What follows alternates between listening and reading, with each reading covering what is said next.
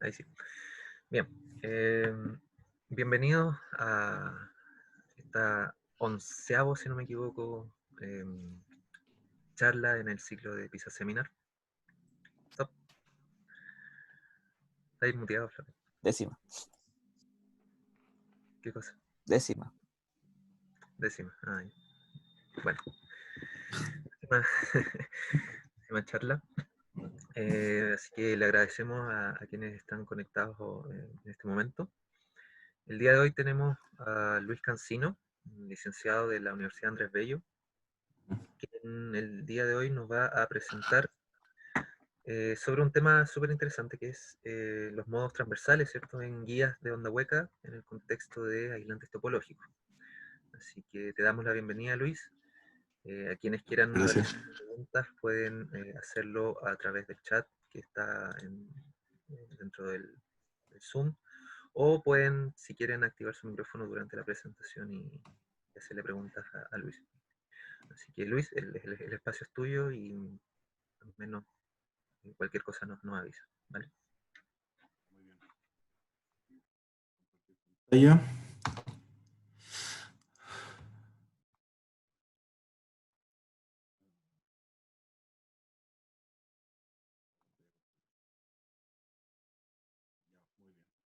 Entonces, lo primero es que si hablo muy fuerte, muy bajo o algún problema de conectividad, me avisan solamente. Y bueno, ya empezamos.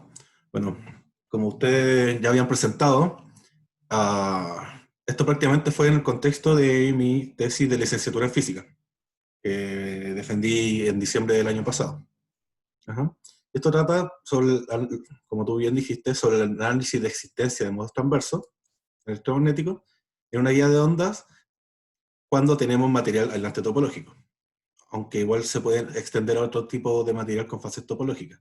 Entonces, para entender todo lo que habla este título, tenemos que ir adentrándonos. Además, mencionar que mi supervisor fue el doctor Mauro Cambiaso Jar.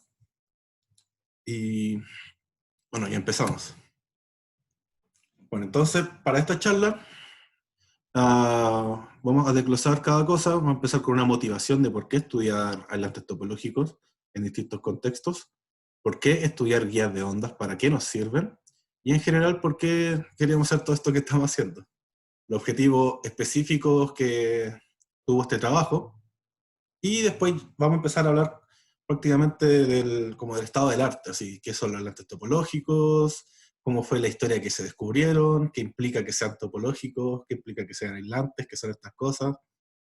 En el punto 4 vamos a hablar un poco sobre la matemática para desarrollar la guía de ondas, para entenderlas bien. Y ya en la parte 5 son los cálculos que hice para mi tesis. Son cálculos propios y en un cierto contexto. Y después viene una conclusión. Entonces, como dije antes, los primeros puntos que voy a tratar van a ser parte del contexto. Después voy a mencionar cuando ya sea algo más propio. Motivación. El aislante topológico, que vamos a mencionar en toda esta presentación como por su sigla en inglés, de Topological Isolators, son unos nuevos estados de la materia. En el sentido de que, o sea, ¿de qué tratan? Tenemos materiales que son conductores, que tienen fase aislante, pero esto la gracia es que son conductores en sus superficies y son aislantes en el bulk, en todo el volumen que tienen dentro. Entonces, y además que tienen propiedades topológicas que se mantienen invariantes cuando hay cambio en ellos. Por ejemplo, cuando tratamos con un cierto material de la vida real, aunque teóricamente hayamos dicho, no, este se refleja con este hamiltoniano, en la vida real eso tiene ciertas perturbaciones en el sentido de que tiene fisuras, no es perfecto al 100%. Entonces, si es que nosotros logramos como controlar bien el término topológico que tienen los enlaces topológicos, van a ser un buen sistema para poder hacer computación cuántica, espintrónica, o todo lo que sea tecnológico a muy baja escala, y donde cualquier error que podamos tener o cualquier impureza va a significar que vamos a tener unos errores bastante grandes. ¿Ya? Además, en el contexto de guía de ondas, prácticamente los últimos 100 años nos ha interesado mucho de cómo hacer que las ondas electromagnéticas viajen.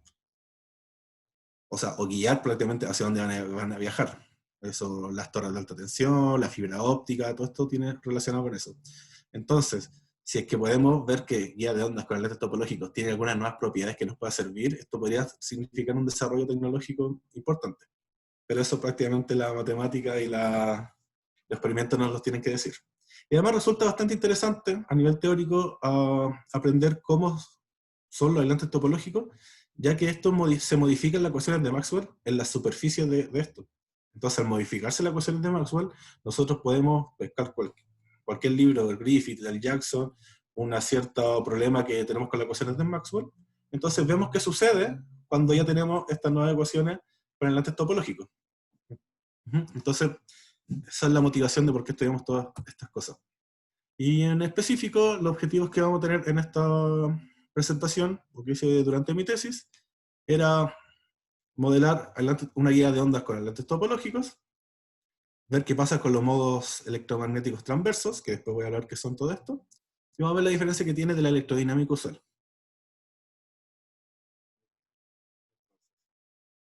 Empezando con la parte de materia, nosotros tenemos, o en algún momento de la historia, pudimos clasificar materiales respecto a su conductividad. La conductividad se mide con la ley de Ohm, así desarrollada con este signo sigma, y que prácticamente nos dice que también un material deja moverse a los electrones y elementos a través del material. Eso se mide según la densidad de corriente. Entonces, tenemos materiales conductores, tenemos materiales aislantes, pero también tenemos materiales que son semiconductores, superconductores y de otro tipo. Entonces, y esos materiales que son semiconductores van a volverse más conductores o más aislantes dependiendo de ciertos parámetros externos. Entonces, por ejemplo, al variar la temperatura de superconductor, en verdad ese material no es superconductor, sino que está, cuando la temperatura es más baja de cierta temperatura crítica, entra en una fase superconductora. Pero si no está en esa temperatura, no podemos hablar de que ese material sea superconductor. Entonces ya no vamos a decir de que un material es conductor, aislante, semiconductor, superconductor, sino que un cierto material está en una cierta fase. Podría, por ejemplo, extrapolarse a la discusión con el agua. O sea, ¿el agua es H2O líquida solamente? ¿O al hielo cuando está sólido o al vapor de agua cuando está en gaseoso? También lo llamamos agua. Entonces, si queremos llamar al agua H2O líquida, cuando ya hay hielo, hubo una transición de fase que ya no es agua y se transforma en hielo, como para tener un cierto lugar para agarrarse. Entonces, para clasificar los estados, las fases que tiene un cierto material, se hace con el paradigma de Landau, que relaciona, por ejemplo, un material ferromagnético se clasifica según la temperatura de Curie. Entonces, va a estar en un cierto estado bajo la temperatura de Curie, va a tener propiedades magnéticas, pero cuando pase esa temperatura ya no las va a tener. Entonces, ¿por qué? Porque internamente en el material, cuando están desde un estado al otro, se rompen ciertas simetrías. Entonces, según qué simetría rompe, el paradigma de Landau clasifica los materiales. Bueno, y por último, ahora lo que vamos a ver ahora es que en teoría de bandas se puede ver qué tan conductor es algo o no, según la diferencia que haya entre la banda de valencia y la de conductancia. Y bueno, todas estas cosas, partiendo de que, bueno, el observador hamiltoniano, mecánica cuántica es la energía. Entonces, si nosotros tenemos un material, tenemos muchos átomos. En cambio, cuando tenemos, por ejemplo, un átomo, cuando queremos ver qué tan buen conductor va a ser el material o no, el átomo, cada electrón que va a estar en su orbital, va a tener cierta energía, que va a depender del espectro de momento. Entonces, acá abajo, cuando tenemos, por ejemplo, permiso, lo voy a anotar. Spotlight, queda mejor así. Por ejemplo, acá, y se dan cuenta, se grafica la energía respecto al momentum. Entonces, cuando tenemos un electrón en un cierto orbital, va a tener cierta energía, digamos, con una línea horizontal. El del siguiente orbital va a tener otra energía que es representado por una línea horizontal.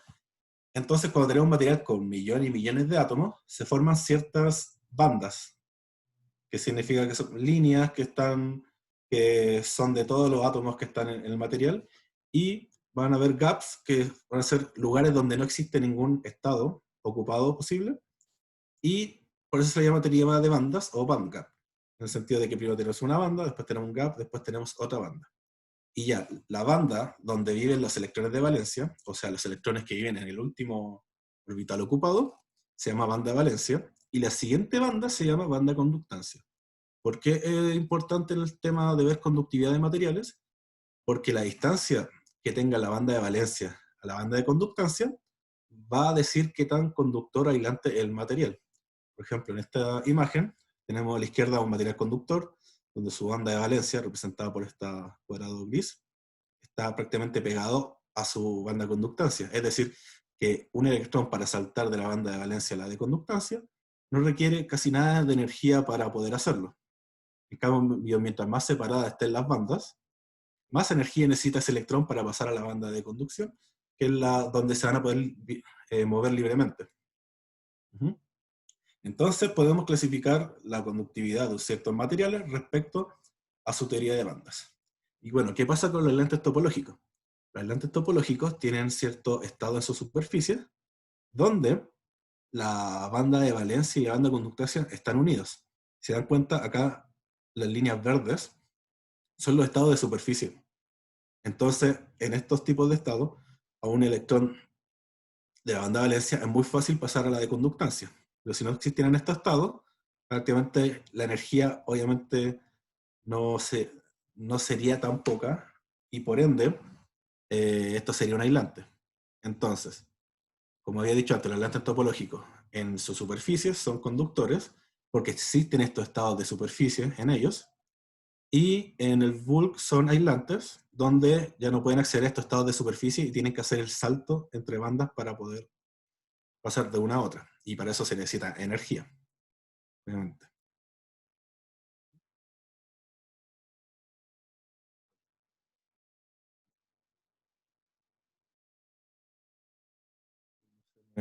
Cambia.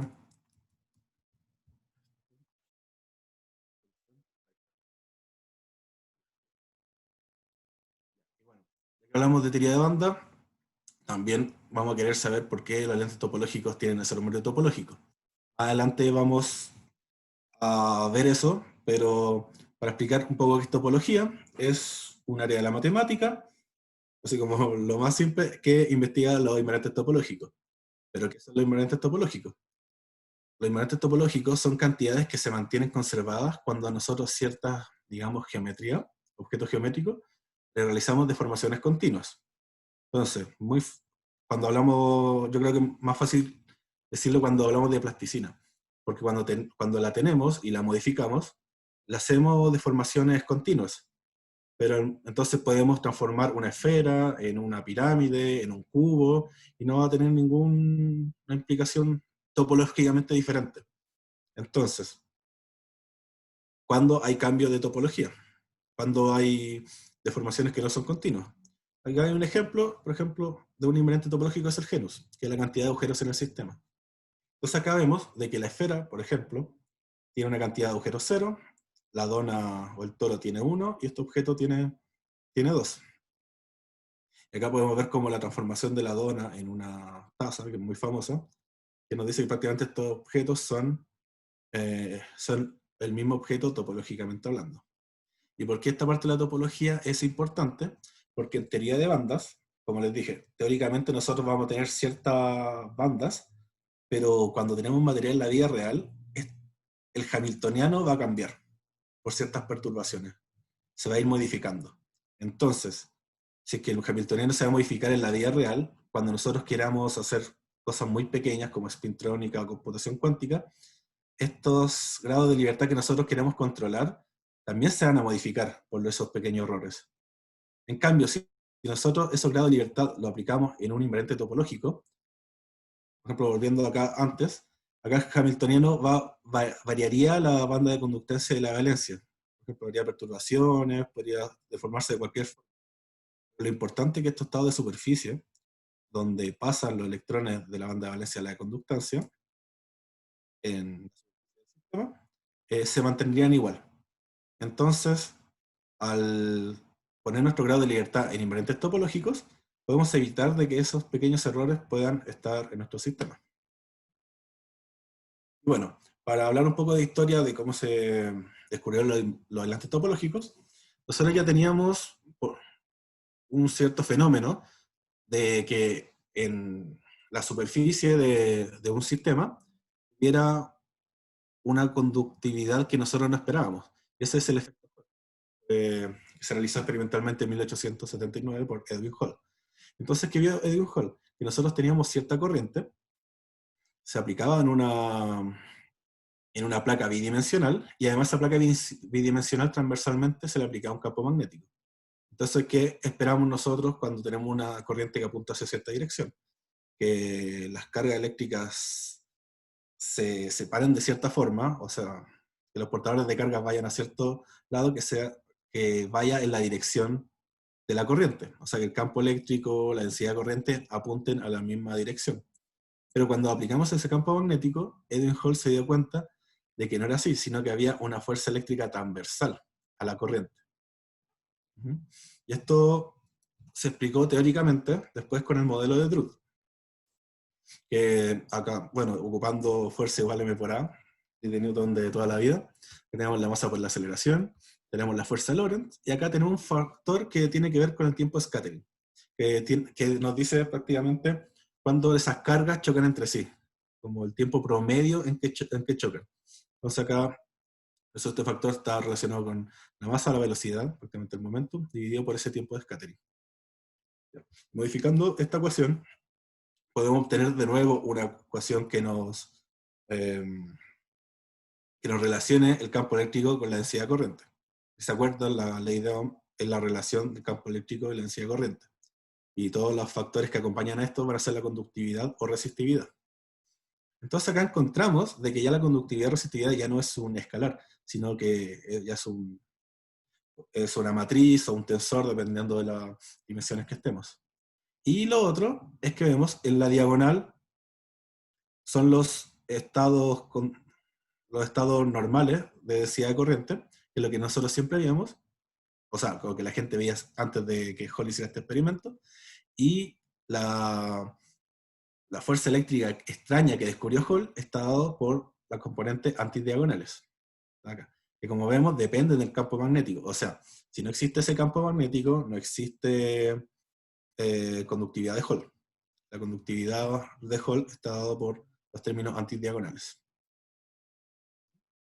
Y bueno, prácticamente tuvieron que pasar 100 años para que pudiéramos volver a ver este mismo fenómeno, pero ahora en una versión cuántica. En 1980 von Klitzing, prácticamente lo que él hizo, una noche bastante fría en su laboratorio, aplicando una temperatura de aproximadamente 4 grados Kelvin. Ahora ya no teníamos una placa bidimensional sólida, sino que era un gas de electrones.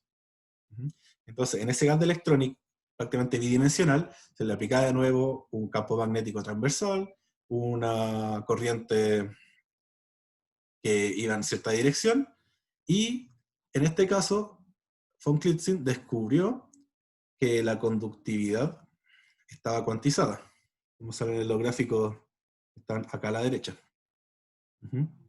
Y además, una cosa que se dio después, teóricamente, es de que esta conductividad dependía de la curvatura de Berry. Entonces, acá entra el sentido topológico. ¿Por qué? Porque nosotros, para hablar prácticamente de física de sólidos, el teorema de Bloch, que nos dice de que un sólido, por ejemplo, que tenemos cualquier material que tengamos en nuestra casa, podemos nosotros teorizarlo o ver sus características según una celda unitaria. Entonces hay una repetición gigantesca en todo esto, pero hay una celda unitaria que se va repitiendo a lo largo del material. Esa celda puede ser un pentágono, puede ser un hexágono, ahí dependiendo de cómo sea el material. Entonces en este caso nosotros sabemos que es un cuadrado. ¿Y qué pasa? Cuando tenemos un cuadrado y le aplicamos condiciones periódicas, lo que sucede es que si es que nosotros relacionamos, yo creo que acá un dibujo que no hice, pero creo que prefiero hacerlo acá. Si nosotros relacionamos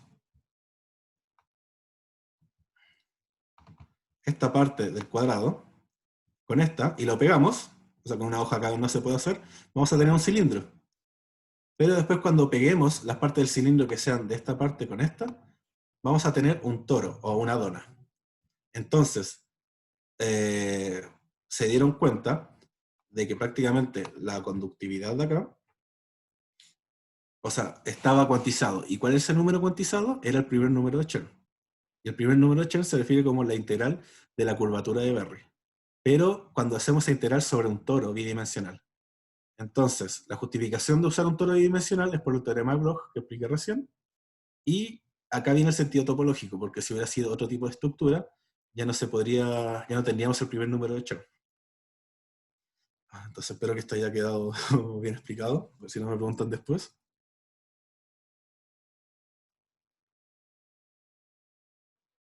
Bueno, después del efecto Hall cuántico, pasaron unos años después, donde se hicieron varios experimentos más. Por ejemplo, Tsui y Storm descubrieron el efecto Hall cuántico fraccionario, donde la conductividad de nuevo está cuantizada, pero en números fraccionarios, ya no en números enteros. Y en este efecto se dejó de despreciar la interacción electrón-electrón en el hamiltoniano. Entonces, incluyendo este efecto, o investigando materiales donde este efecto fuera más o menos grande para poder verlo, se pudo llegar a este tipo de efecto Hall. Y luego, en el 2006, fue predicho teóricamente por Bert Nevin, Hughes y Sung, que si es que nosotros de nuevo dejamos de despreciar el efecto del acoplamiento spin-órbita, obtenemos el Quantum Spin Hall Effect, que prácticamente la diferencia que tiene con los otros efectos Hall es que los otros efectos Hall, nosotros necesitamos un campo magnético externo que nos dé esa propiedad de que hayan estados de superficie conductores. Entonces, si nosotros quitamos ese campo magnético, dejamos de tener efectos Hall, tanto cuántico, entero, como fraccionario, como efecto Hall normal. Entonces, la gracia del Quantum Spin Hall Effect es que el acoplamiento spin-órbita es el que genera el campo magnético. Entonces ya empieza a ser una propiedad innata del material y ya no un experimento que nosotros estamos haciendo en un laboratorio. Entonces, por eso al Quantum Spin Hall Effect se le denomina como aislante topológico bidimensional. Por esto que estoy diciendo. Entonces, acá un dibujo de los distintos efectos Hall cuando fueron descubiertos experimentalmente también.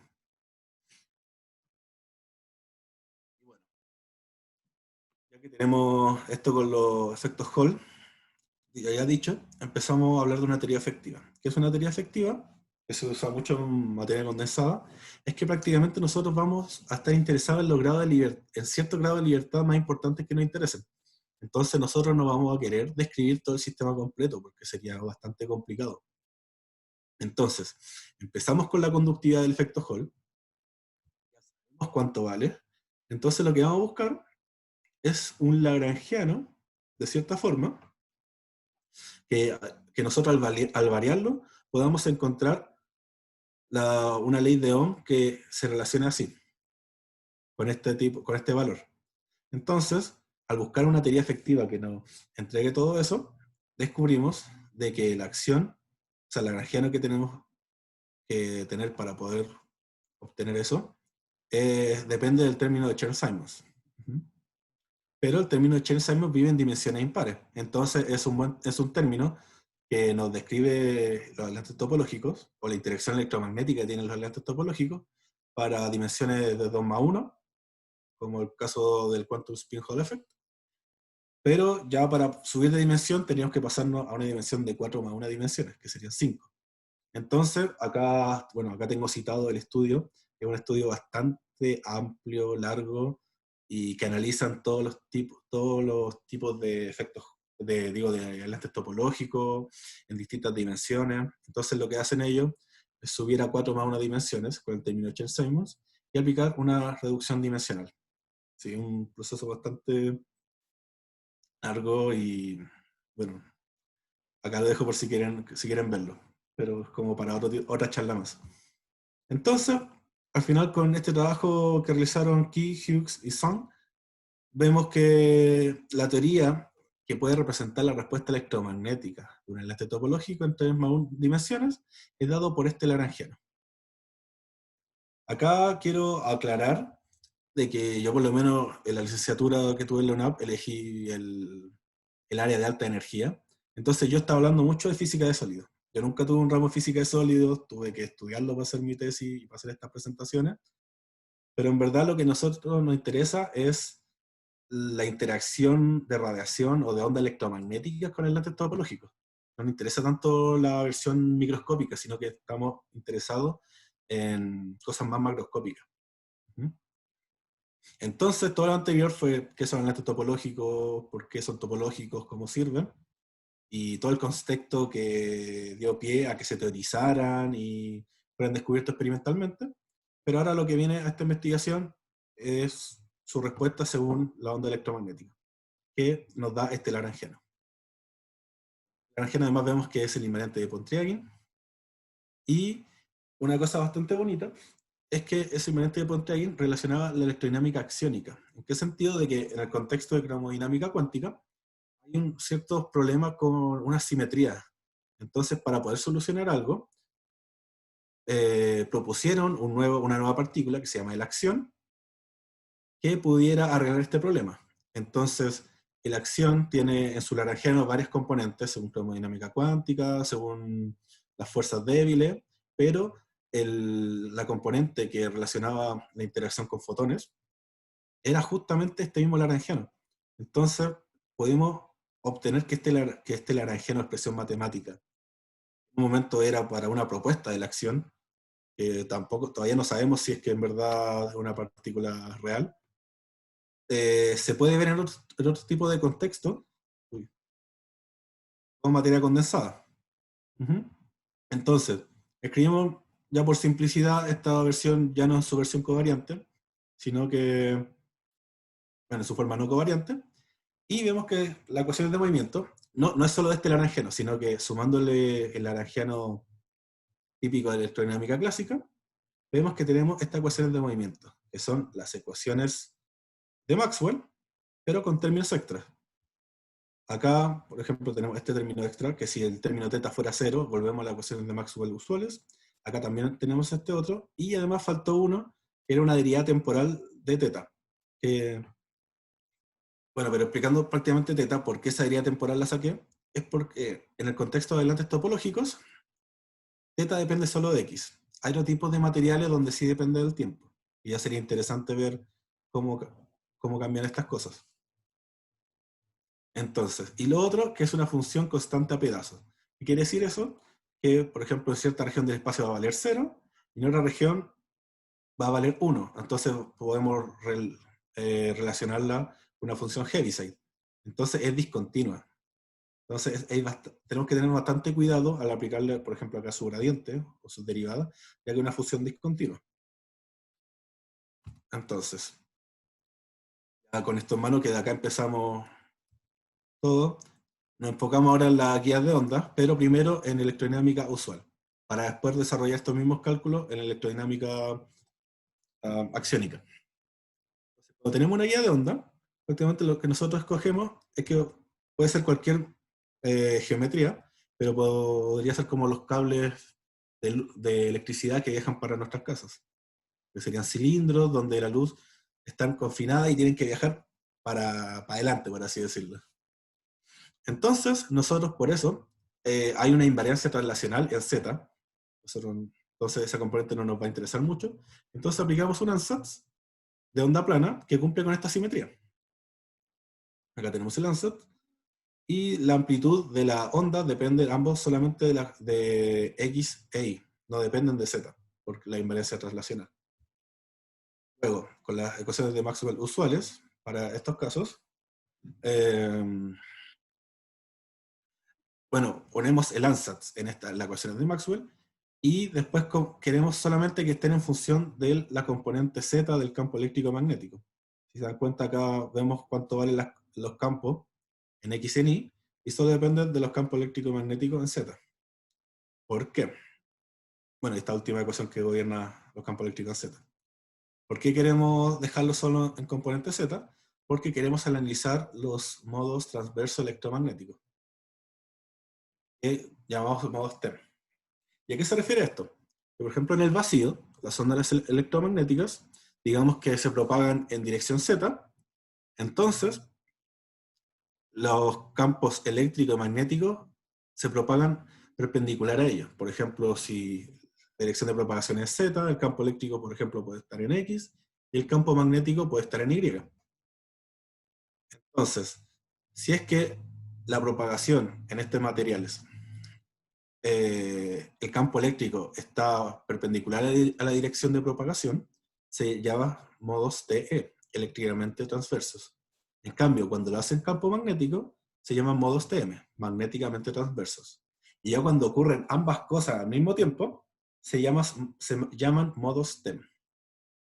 Bueno, entonces, nosotros asumimos de que o sea, si es que asumimos que los modos TEM existen, significa que la componente Z del campo eléctrico y magnético valen cero.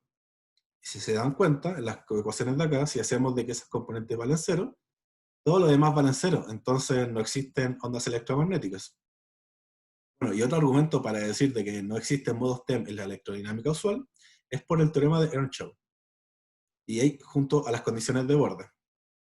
El teorema de Earnshaw nos explica que no pueden existir máximos ni mínimos locales. ¿No es cierto? Por ejemplo, acá tenemos una función cualquiera, esto no representa nada en verdad, pero representa una función que viola con el teorema de Earnshaw, porque tenemos ciertas condiciones en los bordes, están acá que valen cero, por ejemplo que puede describir el campo eléctrico paralelo o el magnético transversal, pero tenemos mínimos locales, acá tenemos, perdón, acá tenemos un mínimo, acá tenemos otro, acá tenemos un máximo local, máximo local. Entonces esta función no puede describir nuestro sistema, porque por el teorema de Earnshaw y estas condiciones de borde, no pueden existir ni máximos ni mínimos locales.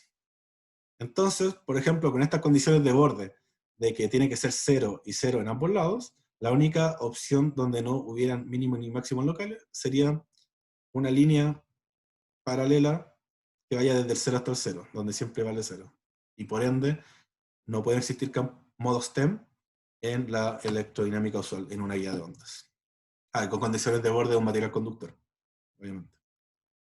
Entonces, esto es lo que vamos a cambiar. Ya no vamos a tener las condiciones de borde de un material conductor. Así que nosotros vamos a tener las condiciones de borde de un aislante topológico, que es lo que nos interesa a nosotros. Entonces, ya estas son, ya son cálculos propios, que de nuevo utilizamos el mismo ansatz de la onda electromagnética, tenía invariancia en Z, y esto lo reemplazamos ahora en la ecuación de Maxwell modificada, con la electrodinámica axiónica. Si se dan cuenta, reproduce prácticamente las mismas ecuaciones, si es que nosotros hacemos que este término teta sea cero. Si hacemos que teta sea cero, van a ser las mismas ecuaciones que vimos antes. Entonces hay términos que nos están cambiando las ecuaciones. Entonces luego, así, lo otro, que las condiciones de borde del aislante topológico rompen con el teorema de Earnshaw, por lo que pueden haber modos TEM. Estamos diciendo que hayan. Y en verdad, después las conclusiones vamos a ver eso. Entonces, lo que hacemos nosotros, prácticamente lo que hicimos, las ecuaciones 36 y 37, las queremos desacoplar, le realizamos derivadas, las sumamos, y llegamos a estas ecuaciones de acá, para bajar los grados de libertad. Relacionamos las componentes del campo eléctrico en Y con el campo magnético en X.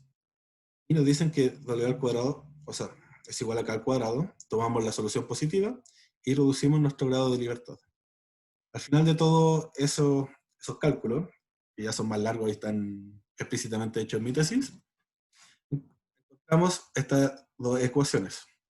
Ya, a estas ecuaciones, lo primero que hacemos es derivar la 42 respecto a X, la 43 respecto a Y, y la restamos, y llegamos a esta ecuación 44. Hacemos lo mismo al revés. La 42 la derivamos respecto a Y, la otra respecto a X, y las volvemos a restar. Esto lo hacemos porque estamos buscando desacoplar estas ecuaciones, para que sea mucho más fácil verlas, por así decirlo, o resolverlas. Entonces llegamos a llegué a estas ecuaciones 44-45, asumiendo de que los modos TEM existen. Creo que se me había olvidado decir eso. Asumimos de que existen, llegamos a estas ecuaciones, y entonces, si es que podemos llegar de estas ecuaciones a una solución no trivial, por el teorema de unicidad, vamos a demostrar de que los modos TEM existen. Pero bueno, esto era un poco difícil, quedaba poco tiempo para investigar, para presentar mi tesis, así que decidimos hacer una cosa mucho más fácil. Además que acá tenemos funciones discontinuas. Entonces, al hacer derivadas de funciones discontinuas, era un poco más difícil poder resolverlas. Y acá tenemos, por ejemplo, sus segundas derivadas. Entonces, aplicamos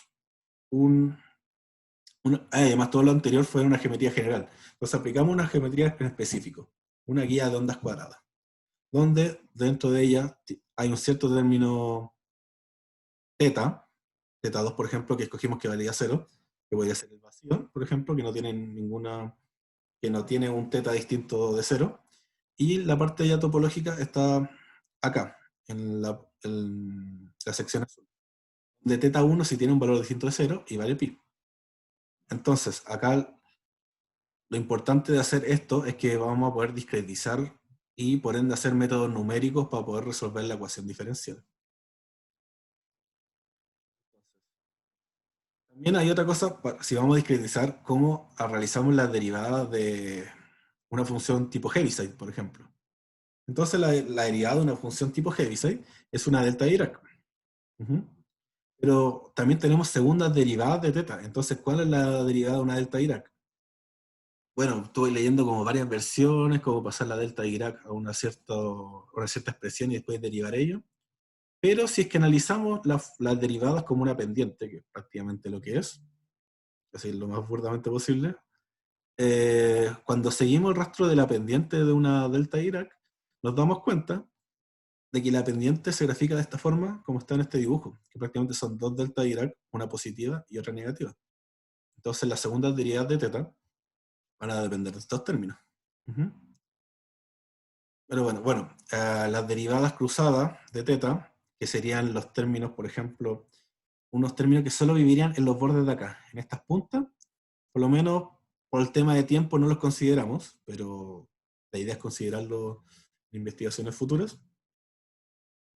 Entonces nos vamos a quedar solo con los términos de segundas derivadas. ¿Cómo aplicamos métodos numéricos? Lo que queremos aplicarnos con estos métodos numéricos es discretizar nuestras ecuaciones diferenciales para poder resolverlas. Entonces las derivadas respecto a x las podemos escribir de esta forma, las segundas derivadas podemos escribirlas de esta forma, y reemplazando en las ecuaciones anteriores, en la ecuación diferencial que nosotros descubrimos, llegamos a esta expresión. Esta solo es para el campo magnético en x, pero es la misma ecuación para el campo eléctrico en y. Así que podemos resolver cualquiera de las dos y tendríamos que llegar a las mismas conclusiones.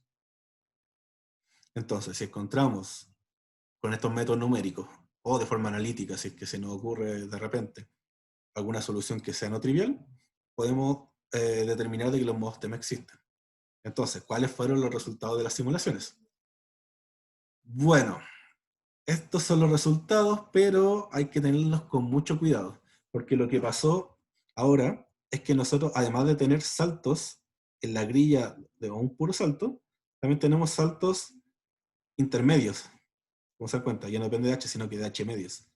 Entonces lo que asumí yo era saltos medios, que cuando tenía que sumarle, cuando la componente dependía de sus vecinos, cuando dependía de H medios era de sus primeros vecinos, y cuando dependía de H era de sus segundos vecinos.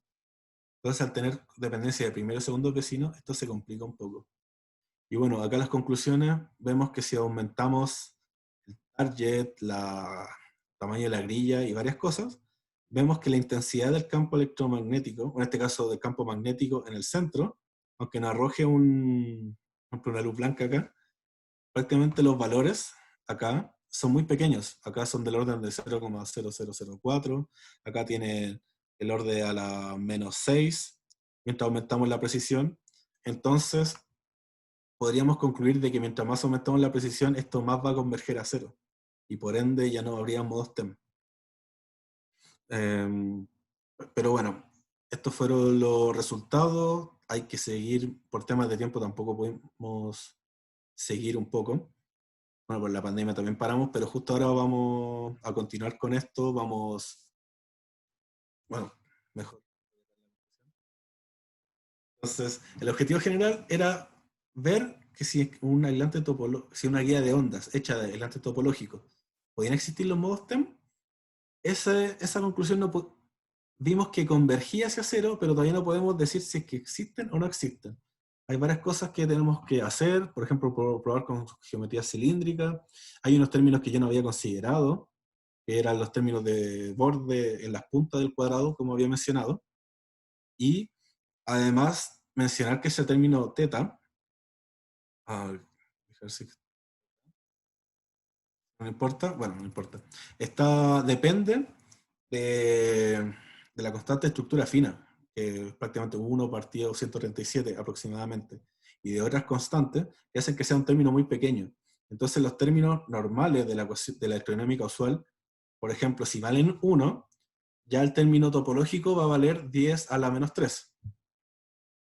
Entonces, es un término muy pequeño que hay que ser muy cuidadoso para ver si es que en verdad está influyendo o no está influyendo.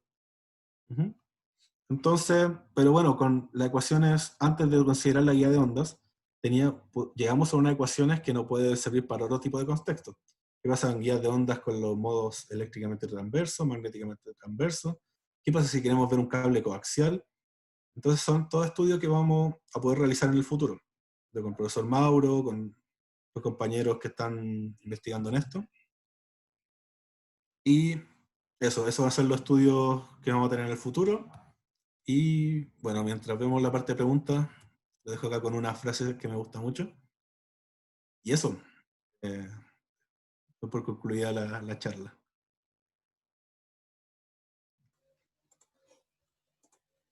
Bueno, agradecemos la charla de Luis. Se abren las preguntas. Si tienen preguntas, pueden hacerlas con el micrófono. O si no tienen micrófono, pueden hacerlas por el chat y yo se las leo a Luis. Si no se entendió algo también, Yo pueden tengo preguntar. hartas preguntas, pero voy a esperar. Si alguien del público tiene dudas. Hola, Luis, ¿me escuchas? Sí, sí, muy bien. Habla René, Araneda. No sé si lo estás viendo en el panel. Sí. Ok, yo tengo una pregunta con respecto a lo que es los modos TEM o la onda STEM. ¿Ya? Porque tú dices que no, que en ese caso serían perpendicular a la propagación tanto el campo eléctrico como el campo magnético, ¿no? O sea, es que la onda electromagnética tiene una cierta dirección de propagación. Sí. Entonces, cuando hablamos de modo eléctricamente transverso, es que el Ajá. campo eléctrico es perpendicular a ese modo de propagación. Entonces, la onda, por ejemplo, viaja en Z, pero el campo eléctrico va creciendo y disminuyendo en X. Claro, pero ¿qué pasa con el campo magnético en ese caso? En ese caso, si es que en modo TEM, también Sí. tiene que ser transverso. Entonces, si el campo eléctrico va en X y la dirección de propagación va en Z, lo único que quedaría para el campo magnético es propagarse en Y. Claro, no puedes, o sea, sería perpendicular también al campo eléctrico. Entonces Exacto, mi sí. pregunta es un poco, ¿eso no implica que quizás uno no está viendo estos modos en esta guía de onda porque uno está en o sea, anula lo que es el invariante topológico o el término que tú, o sea, el Pontryagin, que es E.B, Sí. ¿me entiendes? O sea, Ah, ya. lo que Sí. me refiero es que Sí. si yo parto diciendo que E.B es cero, entonces no estoy considerando en realidad ese invariante topológico. Ya mira, ¿sabes que nunca lo he visto así? Te vuelve interesante ese también argumento. Porque, o sea, como vimos antes, yo para argumentar de que los modos TEM no existían en la electrodinámica usual, usé dos argumentos. En la Ajá, ecuación dije qué pasa si estaba esto es cero, y usé otro que era el teorema de Earnshaw. Bueno, acá la claro. motivación que nosotros tuvimos para ver los modos TEM era que con el lentes topológicos se rompía el teorema de Earnshaw. Entonces, esa fue nuestra motivación. Pero, sí, pues, ahora que me Claro, dice, porque no tiene hay una sentido. Sí. contribución que quizás es en el borde y no en el Ujú. volumen, como tú dices, Exacto. a través del Pontryagin. Sí, Supongo entonces, que por eso se rompe el teorema de, bueno, no me acuerdo el nombre, pero de este tipo. Ya sé. Bueno, igual acá, por ejemplo, cabe decir de que dentro de los materiales se siguen Ujú. cumpliendo de Maxwell usuales, solo se rompen en el borde. Entonces en el borde pueden ocurrir cosas que tal vez nosotros no considerábamos como posibles. Por ejemplo, si tenemos una carga eléctrica cerca de un enlace topológico y aplicamos teorema de Ibanez, se ven, como por así decirlo, monopolos magnéticos en la superficie, sin que se rompa la divergencia del campo magnético. Entonces, bueno, igual, lo que dices tú está bien, yo creo que lo voy a analizar, pero eso, tengo que analizarlo más profundamente. Pero gracias por la... No, es que es una duda que también he estado viendo en algunos otros trabajos. Así que quizás Entiendo. Ujú. te mando unos comentarios luego. Ya, muchas gracias.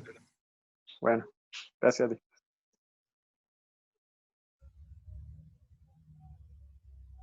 Buena pregunta, ya. Voy a hacer una pregunta yo, pero como desconocimiento. ¿Qué era lo de algo? Nombraste algo de Berry y no, yo no, o sea, no tengo idea qué era. ¿De la fase de Berry? Sí, creo que por ayer, como en la diapo 10, no sé. Sí. Déjame moverme acá.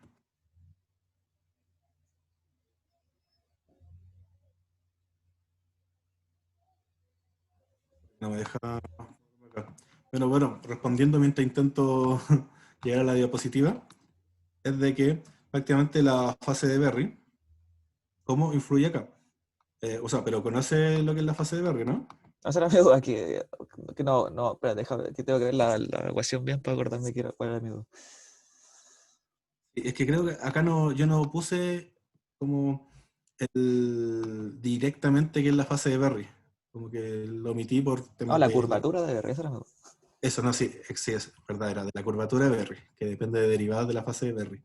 Acá lo que sucede, bueno, ya que lo menciona está muy bien, que nosotros, llegamos acá a la fórmula de cubo. La fórmula de cubo que nos dice, prácticamente, queremos medir la conductividad, o sea, queremos saber la ley de Ohm, pero nosotros eso siempre lo medimos macroscópicamente. Entonces lo que hizo Cubo es realizar una fórmula para medir la conductividad mecánico-cuánticamente. Entonces lo que hace él es tener un hamiltoniano cualquiera y le agrega una perturbación, que esa perturbación es una corriente eléctrica. Entonces, agregarle esa perturbación y considerando que es pequeña, utiliza teoría de perturbaciones, hace con un buen tejemaneje matemático ahí bastante loco y llega a su ecuación de que la conductividad dependía de la sumatoria, en su caso, de derivadas de la fase de Berry. Y bueno, esa derivada de la fase de Berry resulta ser la curvatura de Berry. Entonces, si ya consideramos, integramos sobre todo el toro, que argumenté porque era un toro antes, en vez de hacer la sumatoria, la integral de la fase de Berry, nosotros sabemos que es el primer número de Chern. Pero, ¿cómo llegamos a que la conductividad era la integral, la sumatoria de la curvatura de Berry? Eso lo hace Cubo con su fórmula. Si quieren como un detalle un poco más explícito y bastante didáctico, David Tong tiene bastante apunte, bueno, de muchas materias, y uno de los apuntes es sobre efectos Hall cuánticos. Entonces ahí buscan en el índice, en la parte de efectos Hall cuánticos, fórmula de Cubo, y va a estar mucho más detallado. Pero es prácticamente lo que les digo. Llevamos de un hamiltoniano, le aplicamos una perturbación que va a ser una corriente eléctrica, sabemos que es pequeña, y ahí llegamos que la conductividad tiene que estar dado por ese término que depende de la curvatura de Berry. Se responde bien la pregunta. Bueno, mi duda era como, ¿de qué depende la curvatura de Berry? Bueno, de Así Berry, como al ojo, así como de algo fijo, depende como del toro, del radio del toro, de qué. a ver, deja. Que yo no tengo idea, en verdad, qué tiene que ver con la fase de Berry, no tengo idea. Buena pregunta. Pero, bueno, la fase de Berry es prácticamente un término que, por ejemplo, empezamos de la condición adiabática. En el sentido que nosotros tenemos un sistema que lo movemos muy pequeñamente.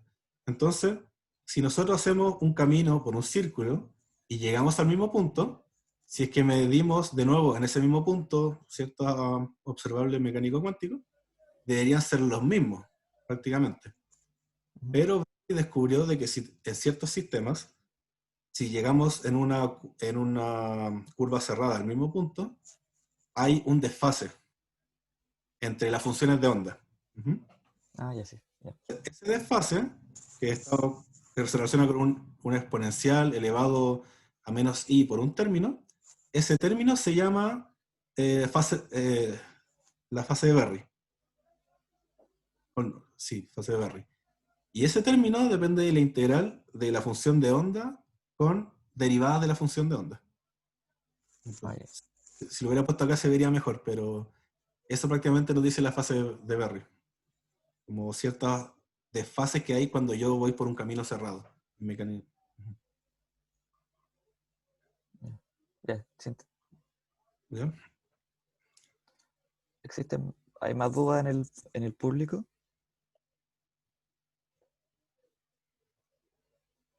Si no, hago otra yo también. Sí, bueno, no hay problema. Ah, ya. Entonces pregunto yo. ¿Esa función teta que defines tú, tiene alguna otra restricción aparte de ser, ¿cómo era la palabra? Constante por tramos. ¿Tiene alguna norma que esté fija? ¿O puede ser cualquier número? O sea, Ya. puede valer pi, después puede valer 5000 en otro tramo, después Bueno, menos siempre 5000. son múltiplos de pi, en verdad. Ya. Bueno, siempre son múltiplos de pi, pero acá lo importante de los términos es que, por ejemplo, acá las ecuaciones de Maxwell modificadas dependen de la derivada de teta. Entonces, en contexto de enlace topológico, es una función constante a pedazos. Como decíamos, en un pedazo va a valer 0, o no digamos 0, sino que lo que nos importa es que haya diferencia del término teta. Entonces podemos tener un material que tenga teta igual a pi, después otro material que sea teta igual a 2pi, y después un tercer material que sea teta igual a pi. En verdad, los enlaces topológicos que se han sintetizado siempre es como un sándwich de 3 materiales. Por ejemplo, acá tenemos cierto material, y acá tenemos otro, y acá tenemos otro, y hacemos un sándwich. Entonces, acá las contribuciones de teta, ¿por qué queremos que sea constante a pedazos? Es porque en verdad su derivada acá vale 0. Entonces, todas sus contribuciones que no sean en el borde, por ejemplo, acá tenemos los bordes, entonces todas las contribuciones que no sean en estos bordes van a ser 0. Ya. Y bueno, los otros que, como te dije, son siempre términos constantes de pi. Entonces cuando apliquemos la derivada acá, vamos a tener como, acá tenemos un teta 2, acá tenemos un teta 1. Entonces va a ser la resta entre teta 2 menos teta 1. Entonces si estos tetas fueran iguales, tuvieran el mismo término topológico, no existiría la electrodinámica axiónica, por así decirlo. Pero esa es la única condición que tiene. Hay otros materiales como los semimetales de Weil, donde además este teta depende del tiempo. Entonces pueden tener otras contribuciones bastante interesantes. Y bueno, y últimamente se han sintetizado o teorizado bastantes materiales diferentes con fases topológicas. Entonces, ver qué sucede con teta es bastante interesante porque nos puede servir no solo para enlaces topológicos, sino que para otros tipos de sistemas. Ok, se entiende. Gracias. ¿Existen más dudas del público? Si no, despedimos. Yo tengo una chiquitita, pero es muy nada que ver quizás porque yo no tengo nada, o sea, yo no trabajo en el área de sólidos ni materia condensada. Yo tampoco, por si acaso. Pero en alguna parte mencionaste que en el fondo el número Chern o las formas de Chern las calculadas en términos en 5 dimensiones, ¿cierto? Y citaste en alguna parte como, porque las formas de Chern solo, tengo entendido, solo se pueden definir en números impares de dimensiones. En dimensión par, exacto. Claro. Esa, es justa esa. Dice que se realiza una reducción de no sé si tú sabes o si me puedes explicar un poquito a qué se refiere ese procedimiento así como con las La manos. reducción dimensional. Ya. Prácticamente lo que, bueno, como tú mismo dijiste, el término Chern-Simons solo vive en dimensiones impares. Entonces, cuando se descubrió esto para el efecto Hall cuántico, se vio que representaba en 2 más 1 dimensiones, así que estaba todo bien. Entonces, lo que hicieron acá fue utilizar el término Chern-Simons para 4 más 1 dimensiones. Y acá, ¿cómo se realiza la reducción dimensional? Obviamente, sí, si queréis el paso a paso, acá está el paper, pero lo que hacen es considerar que una de las dimensiones es una dimensión cíclica, por así decirlo, y muy pequeña. Ok. Exacto. Por ejemplo, creo que en el contexto de teoría de cuerdas también existen dimensiones que están escondidas, por así decirlo. Y en el Ah, ya, sentido pero más de o menos la misma idea detrás de eso. que salen, sí, pues, que salen como que son cíclicas y son tan pequeñas que en verdad no las consideramos. Y el tamaño que consideran de acá es el tamaño creo, del método de cuantización de Dirac para el campo magnético. Entonces, en cada una de estas dimensiones cerradas, creo que debería salir como una componente del campo magnético cuantizado. Ok. Como usando en el fondo la cuantización con constraints de Irak. Sí, utilizando eso. Ya. Exacto. Ah, perfecto. Ok. Sí, bueno, no sé si quedó un poco claro. Vale. Sí, Sí, sí, sí. ya. Sí. Ahí alguien, Sebastián Filippini podría dar una pregunta interesante.